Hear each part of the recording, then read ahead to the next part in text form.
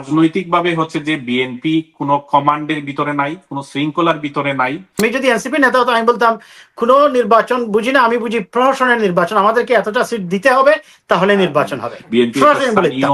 Election, দলীয় একটা কাউন্সিলের ইলেকশনে হচ্ছে যে ভোট জালিয়াতির ঘটনা। এনসিপি কিন্তু এখন সেটাই বলছে যে আমরা যেহেতু নির্বাচন হলে আমরা কোনো আসন পাবো না, তাহলে আমরা প্রহসনই চাই, বুঝাপড়া নির্বাচন চাই, আমাদেরকে এতটা দিতে হবে। না হলে কি নির্বাচন হবে না, নির্বাচন পিছিয়ে দাও। আপনারা ট্রোল করতেছেন যে আমরা যেদিন নিবন্ধনের জন্য জমা দেই নাসিরউদ্দিন পাটোয়ারি বলেছে 400-র মধ্যে 300 আসন আমরা পাবো। আমরা তো আশা করি বাংলাদেশে, সেটা আমরা প্রত্যাশা করি, আপনারা সেটা আমরা প্রত্যাশা করি আপনি বড় দল, আপনি জনগণের জন্য কাজ করবেন, জনগণ আপনাদেরকে ভোট দেবে, আপনারা তাহলে আপনারা যদি 300 আসনে পেয়ে যাবেন তাহলে নির্বাচন চাচ্ছেন না কেন? হ্যাঁ, নির্বাচন চাচ্ছি না বলতে নির্বাচন স্বচ্ছ হওয়া তো দরকার, শর্ত আছে তো সামনে। আপনি এটা শুনেন, আচ্ছা বুঝতে পারছি। এখন করবেন না পেশি শক্তি প্রয়োগ করে হচ্ছে যে ইলেকশন এবং এই পেশি শক্তিটা এখন মব আমি অনেক দলের বিষয়ে অনেকভাবে অভিযোগ আছে, বিএনপির বিরুদ্ধে অভিযোগ আছে, আমি অস্বীকার করছি না, কিন্তু মব জিনিসটা কারা করতেছে?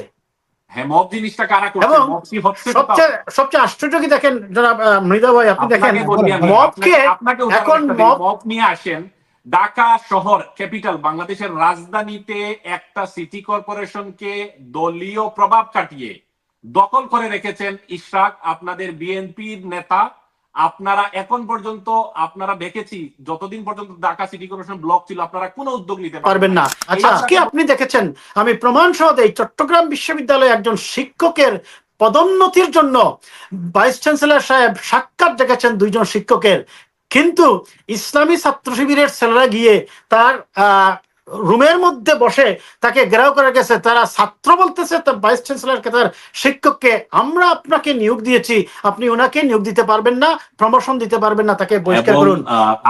দেখেন আজকের নিউজে আপনারা জানেন যে দলীয় সংঘর্ষে, দলীয় অন্তর্কুন্দলে হচ্ছে সংঘর্ষে ব্রাহ্মণবাড়িয়ায় একটা ইউনিয়নের সহ সম্পাদক হচ্ছে যে উনি নিহত হয়েছেন এবং 15 জন আহত হয়েছেন।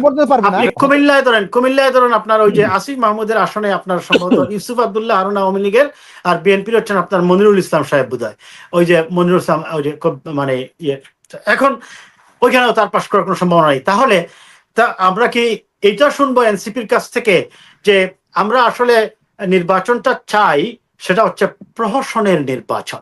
জামান ভাই একটা কথার সাথে আসলে আমি একমত আছি, এই সরকার আসলে হচ্ছে যে সে কিছু জায়গায় ব্যর্থ।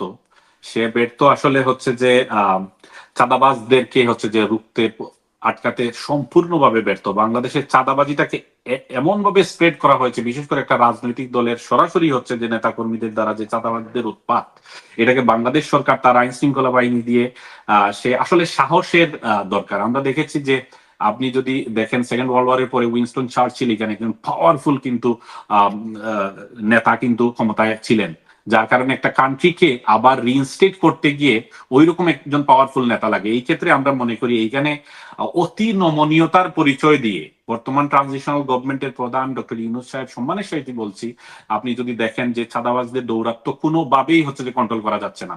কন্ট্রোল না করতে পারার, যদি চাঁদাবাজ একটা স্পেসিফিক একজন মানুষ হইতো যার কোনো পলিটিক্যাল এফিলিয়েশন নাই, এটা কন্ট্রোল করা সম্ভব ছিল, কিন্তু দলীয় এফিলিয়েশন থাকার কারণে, বৃহত্তর একটা দলের সাথে সরাসরি সম্পৃক্ত থাকার কারণে ম্যাক্সিমামরা দেখা যাচ্ছে যে এখানে আইন শৃঙ্খলা বাহিনী ওই সাহসটা দেখায় না। আপনি যদি দেখেন বনানীতে বিএনপির একজন হচ্ছে যে বনানী থানারই সভাপতি, উনি মনে হয় উনি একটা বারে গিয়েছিলেন, একটা হোটেলে গিয়েছেন, উনাকে ভিআইপি রুম দেয়া হয় নাই, ভিডিও ফুটেজ শো আসছে, সাংবাদিক জুলকারনাইন সায়ের মনে হয় এটা শেয়ার করছেন।